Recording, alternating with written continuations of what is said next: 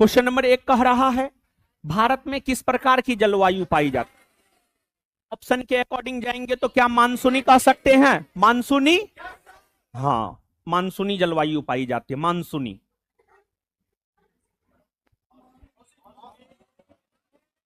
Monsoon शब्द की उत्पत्ति किस शब्द से? मौसम से ना। अब मौसम का शाब्दिक अर्थ ऋतु, क्या होता है? ऋतु। मानसून शब्द की भी उत्पत्ति हुई है अरबी भाषा में ना, अरबी भाषा में।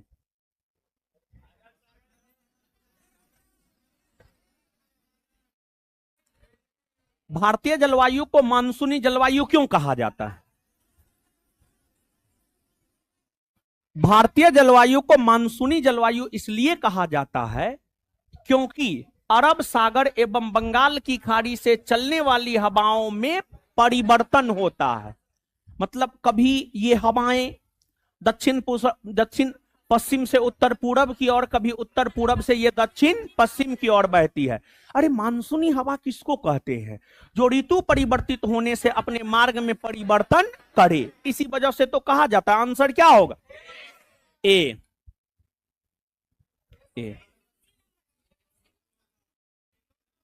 निम्नलिखित कथनों पर विचार कीजिए। ग्रीष्म ऋतु के आरंभ होने से सूर्य का उत्तरायण होना आरंभ होता है। ग्रीष्म ऋतु के सूर्य उत्तर की ओर खिसकती है ना, तो सही है ना हो। सूर्य के उत्तरायण होने के साथ उष्णकटिबंधीय अभिसरण क्षेत्र का उत्तरायण होना आरंभ होता है। हाँ, तीसरा क्लास में ये बात बताए। जो इस लेक्चर का तीसरा लेक्चर सुना होगा उसको ये बात समझ में पक्का आया होगा। ठीक है ना? तो आंसर क्या हो जाएगा? 1 और 2 दोनों। भारतीय मानसून के लिए निम्नलिखित में से कौन सा जेट प्रवाह उत्तरदायी है? केवल पश्चिमी जेट प्रवाह, पश्चिमी जेट प्रवाह, केवल पश्चिमी जेट प्रवाह, केवल पश्चिमी जेट प्रवाह। नहीं बाबू, जुलाई के महीने में ITCZ 20 डिग्री से 25 डिग्री उत्तरी अक्षांशों के आसपास गंगा मैदान में स्थित हो जाता है।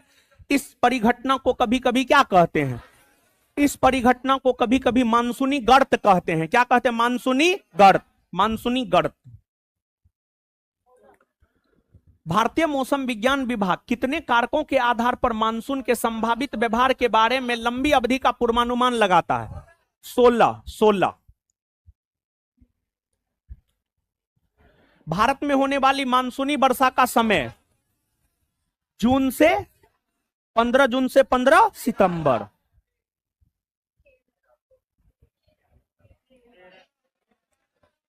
सर्वप्रथम मानसूनी हवाएं भारत के किस राज्य से टकराती? केरल ना। चलिए, मुंह से आवाज आ रहा, बहुत अच्छा लग रहा है। सर्वप्रथम मानसूनी हवाएं भारत के केरल तट से टकराती है, जिसे क्या संज्ञा दिया जाता? मानसून प्रस्फोट। क्या संज्ञा दिया जाता है? मानसून प्रस्फोट। भारत में होने वाली वर्षा मुख्य रूप से किसके द्वारा नियंत्रित होता है? देखिए यहां पर ये इस क्वेश्चन का कीवर्ड है, मुख्य रूप से। ऐसे भारत में होने वाली वर्षा को तो उच्चावच, तापमान, जल तथा स्थल का वितरण, हिमालय की अवस्थिति सब प्रभावित करता है, सब करता है। लेकिन क्वेश्चन का कीवर्ड का है क्या है? मुख्य रूप से। क्वेश्चन का कीवर्ड क्या है? मुख्य रूप से। तो मुख्य रूप से जानते हैं उच्चावच। उच्चावच का मतलब होता है पर्वत पठार, पर्वत पठार। उच्चावच प्रभावित करता, पर्वत पठार, पर्वत पठार प्रभावित करता उच्चावच। अब कहिएगा कैसे प्रभावित करता है? दक्षिणी पश्चिमी मानसूनी पवन भारत के दक्षिणी पश्चिमी भाग से प्रवेश करती है, पश्चिमी घाट से टकराती है, ऊपर उठती है, पश्चिमी घाट के पश्चिमी ढाल पर खूब वर्षा कराती है। फिर वही मानसूनी पवन आगे बढ़ती है, फिर भारत के अन्य राज्यों में जो पर्वत है उससे टकराकर फिर उस राज्य में वर्षा कराती है। तो उच्चावच का मतलब होता है पर्वत पठार, और मानसूनी पवन जो है पर्वत पठार से टकरा करके ऊपर उठती है और ऊपर संघनित होकर बादल का निर्माण करती है और वर्षा कराती है। तो ऐसे तो सब होगा, लेकिन क्वेश्चन में दे दिया मुख्य रूप से, तो आंसर हो जाएगा उच्चावच। क्या हो जाएगा आंसर? उच्चावच, उच्चावच। यहां पे बाबू सोना थोड़ा सही कीजिएगा, 13 को 74 कीजिए बाबू, 13 को 74 कीजिए और 14 को 13 कीजिए। बाबू थोड़ा टाइपिंग मिस्टेक है, इसको सही कीजिएगा। 13 को 74 कीजिए और 14 को 13 कीजिए। अच्छे से सही कीजिए, इसको सही कर लिए। आइए अब, पश्चिमी विक्षोभ से 3% वर्षा होता है, लगभग 10% होता है। यही बाबू सुना, अभी मानसून का आगमन तो जून के प्रथम सप्ताह में होता है, लेकिन एक बात बताइए, अभी जून का प्रथम सप्ताह आया है, अभी कितना दिन है? अभी अप्रैल चल रहा है, मई होगा, फिर जून होगा।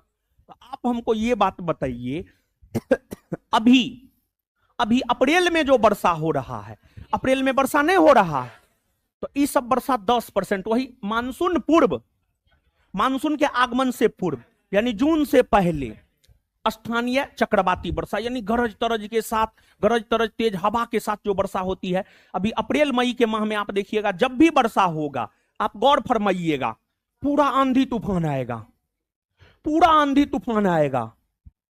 और तब फिर कभी आंधी तूफान जो है वर्षा नहीं करवाएगा और कभी आंधी तूफान जो है खूब वर्षा करवा देगा, ये चीज होता है। तो ये वर्षा लगभग 10% होता है। फिर दक्षिणी पश्चिमी मानसूनी वर्षा 74%, प्रत्यावर्ती मानसूनी वर्षा 13%। प्रत्यावर्ती मानसून वर्षा मतलब बाबू उत्तरी पूर्वी मानसूनी या लौटती हुई मानसूनी या उत्तरी पूर्वी मानसूनी, यानी लौटती हुई मानसूनी पवन या उत्तरी पूर्वी मानसूनी पवन से कोरोमंडल, तमिलनाडु के कोरोमंडल तट पर वर्षा होता है, वो 13% के आसपास। बात क्लियर है ये?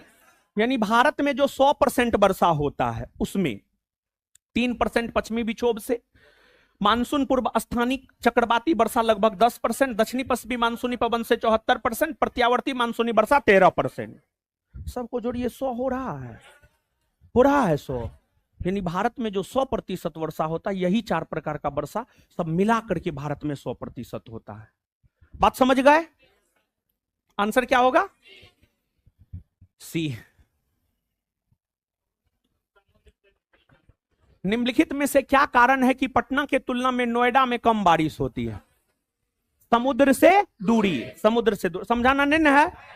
हाँ, समझाना ही पड़ेगा। तो 8 घंटा लेक्चर देकर के का उखाड़ लिए हम, बताइए। तापीय सिद्धांत अथवा बीड़ सम्मत विचारधारा के सिद्धांत का प्रतिपादन किसने किया? एडमंड हेली ने किया है, एडमंड हेली ने। निम्नलिखित में से किस सिद्धांत के अनुसार मानसून महाद्वीपों एवं महासागरों के उष्ण में अंतर, उष्ण मतलब तापमान में अंतर के कारण उत्पन्न तापीय विरोधाभास का परिणाम है? यह सिद्धांत कहलाता है तापीय सिद्धांत। क्या कहलाता है? तापीय सिद्धांत। गतिक संकल्पना या विश्वतीय पछुआ पवन सिद्धांत का प्रतिपादन किसने किया? फ्लॉन ने। किसने किया है? फ्लॉन ने। किस सिद्धांत के अनुसार मानसून पछुआ पवनों का सूर्य के उत्तरायण एवं दक्षिणायन के अनुसार सामान्य मौसमी स्थानांतरण है? जेट स्ट्रीम सिद्धांत। एक मिनट रुकिए तो।